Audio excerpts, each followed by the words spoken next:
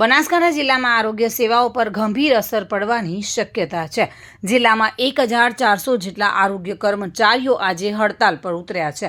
આરોગ્ય કર્મચારીઓએ જિલ્લા પંચાયત કચેરી બહાર સૂત્રોચ્ચાર કરીને પોતાનો વિરોધ નોંધાવ્યો હતો। તેમની મુખ્ય માંગણીઓમાં ટેકનિકલ પગાર ધોરણ આપવું, પગાર સુધારણા કરવી અને ખાતાકીય પરીક્ષા રદ કરવા સહિતના મુદ્દાઓનો સમાવેશ કર્યો હતો। ગુજરાત રાજ્ય આરોગ્ય કર્મચારી મહાસંઘના નેતૃત્વમાં આ આંદોલન ચાલી રહ્યું છે। કર્મચારીઓએ રેલી સ્વરૂપે કલેક્ટર કચેરી જઈને આવેદનપત્ર આપ્યું હતું અને પોતાની માંગણીઓની રજૂઆત કરી હતી।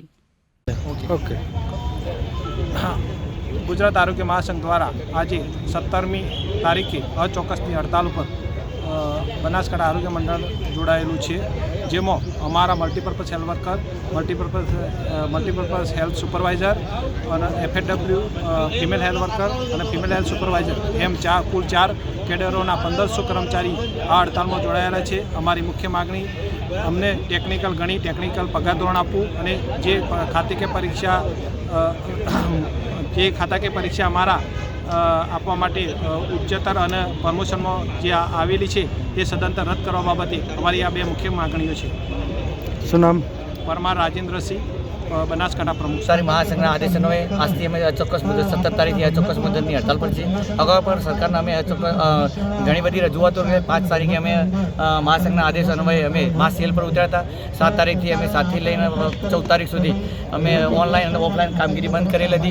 एना पछी ना छूटके अमारे आजथी 17/3/2025 थी अमारे अचोक्कस मुदतनी हड़ताल पर उतरવું પડશે।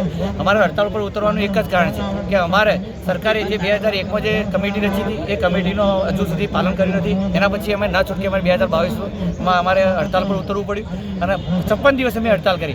सरकारे अधिक नियामकोनी અને સચિવોની कमिटी रची અને એ कमिटीमां अमने टेक्निकल कौशल्य गण्युं છે કે તમે टेक्निकल कर्मचारी छो એવું सरकारे गण्युं છે, छतां पण सरकार हजू सुधी अमारी मागणी पूरी करी शकती નથી। केम નથી કરી શકતી એ તો સરકારને ખબર, પણ અમારી માગણી જે એક જ છે કે અમારી ટેકનિકલ પગાર સુધારણા જે લેવાનું છે એ તમે આપો। બીજી વસ્તુ એ કે ખાતાકીય પરીક્ષા અમારા અગાઉ ખાતાકીય પરીક્ષા કોઈ હતી નહીં, પણ પંચાયત વિભાગે જ્યારે અમે 2022માં હડતાલ પાડી એના પછી ખાતાકીય પરીક્ષા અમારા અંદર આપી દેવામાં આવી અને ખાતાકીય પરીક્ષામાં એવું તો અમારા ફિલ્ડના લગતો કોઈ સિલેબસ છે જ નહીં। વહીવટમાં જે જુનિયર ક્લાસને સિનિયર ક્લાસના જે સિલેબસ હોય એ સિલેબસ અમને આપી દીધો છે અને એ સિલેબસ આધારે અમારે કોઈ ફિલ્ડમાં કામ થવાનું જ નથી।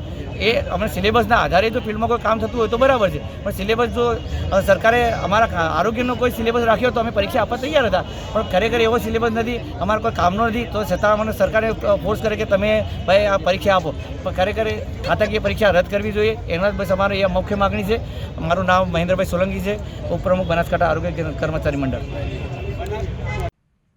આ હડતાલને કારણે જિલ્લાની આરોગ્ય સેવાઓ પર વિપરીત અસર પડવાની સંભાવના છે। વહીવટી તંત્ર દ્વારા કર્મચારીઓની માંગણીઓનો ઝડપી ઉકેલ લાવવામાં ન આવે ત્યાં સુધી આ પરિસ્થિતિ યથાવત રહેશે। Bureau report, today Gujarati news. આ સમાચાર આપને કેવા લાગ્યા?